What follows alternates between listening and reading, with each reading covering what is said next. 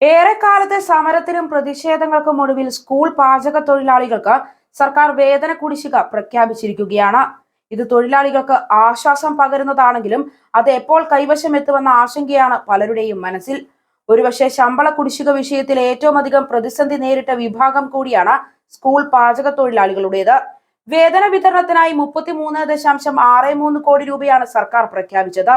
എന്നാൽ പ്രഖ്യാപനങ്ങൾ കടലാസുകളിൽ മാത്രം ഒതുങ്ങുന്ന അനുഭവം മുമ്പും ഉണ്ടായതിനാൽ ഈ പ്രഖ്യാപനവും എത്രത്തോളം പരിഹാരമാകുമെന്ന സംശയമാണ് തൊഴിലാളികൾ ഉന്നയിക്കുന്നത്. കണ്ണൂർ ജില്ലയിൽ 1600-ലധികം പാചക തൊഴിലാളികളുണ്ട്.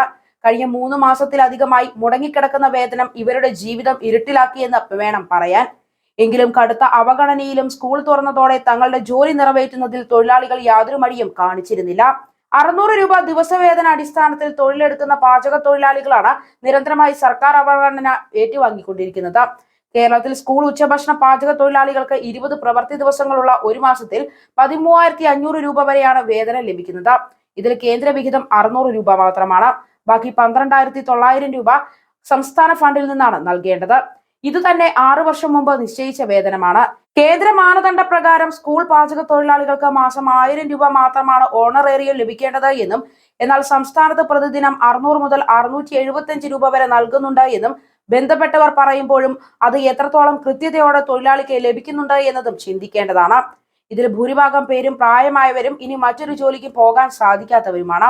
മാസത്തിൽ ലഭിക്കുന്ന ഈ വരുമാനമാണ് ഇവരുടെ ഏക ആശ്രയം. ഇത് മുടങ്ങിയതോടെ ഇവർ ജീവിതം തള്ളി നിൽക്കാൻ പെടാപ്പാട് പെടുകയാണ്. 30-40 വർഷം ജോലി ചെയ്തിട്ടും വിരമിക്കൽ ആനുകൂല്യം ലഭിക്കാതെയാണ് പാചക തൊഴിലാളികൾ സ്കൂളുകളിൽ നിന്നും പുറത്തള്ളപ്പെടുന്നത്.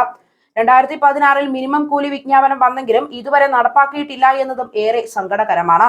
ഇതിനോടൊപ്പം ESI, പ്രൊവിഡന്റ് ഫണ്ട്, വിരമിക്കുന്നവർക്ക് ആനുകൂല്യമടക്കം ഏർപ്പെടുത്തുമെന്ന സർക്കാർ വാഗ്ദാനവും വെറുതെയായി. അതിരാവിലെ ജോലിക്ക് എത്തിയാൽ വൈകിട്ടോടെയാണ് ഇവർ എല്ലാ പണിയും അവസാനിപ്പിച്ച് പോകാൻ കഴിയുകയുള്ളൂ. ഇത്രയും കഷ്ടപ്പെട്ട് പണിയെടുത്തതിനു ശേഷം കൃത്യമായ ശമ്പളം ലഭിക്കാത്തതിൽ സർക്കാരിനെതിരെ വലിയ പ്രതിഷേധം ഇവരുടെ ഭാഗത്തു നിന്നുണ്ടായിരുന്നു.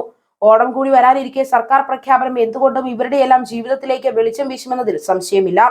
അതുകൊണ്ട് തന്നെ സർക്കാർ പ്രഖ്യാപനം കാലതാമസം കൂടാതെ നടപ്പിലാക്കുക എന്നത് തന്നെയാണ് ഏറെ പ്രധാനം.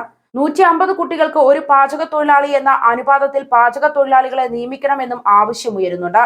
ഇതുമായി ബന്ധപ്പെട്ട് സംസ്ഥാന വ്യാപകമായി പ്രതിഷേധങ്ങൾ സംഘടിപ്പിച്ചിട്ടും ഇക്കാര്യത്തിൽ ഇതുവരെയും അനുകൂല തീരുമാനമുണ്ടായിട്ടില്ല. ഒരു പാചക തൊഴിലാളി മാത്രമാണ് സ്കൂളുകളിലുള്ളത്. കൂടുതൽ വിദ്യാർത്ഥികളുള്ള സ്കൂളുകളിൽ ഒരാൾക്ക് ഒറ്റയ്ക്ക് ഭക്ഷണം ഉണ്ടാക്കുന്നത് ജോലിഭാരം വർദ്ധിപ്പിക്കുകയാണ്. അതിനാൽ ചിലർ തങ്ങളുടെ കയ്യിൽ നിന്നും പണം മുടക്കി സഹായികളെ വെക്കേണ്ട ആവശ്യവും ഉണ്ടായിട്ടുണ്ട്.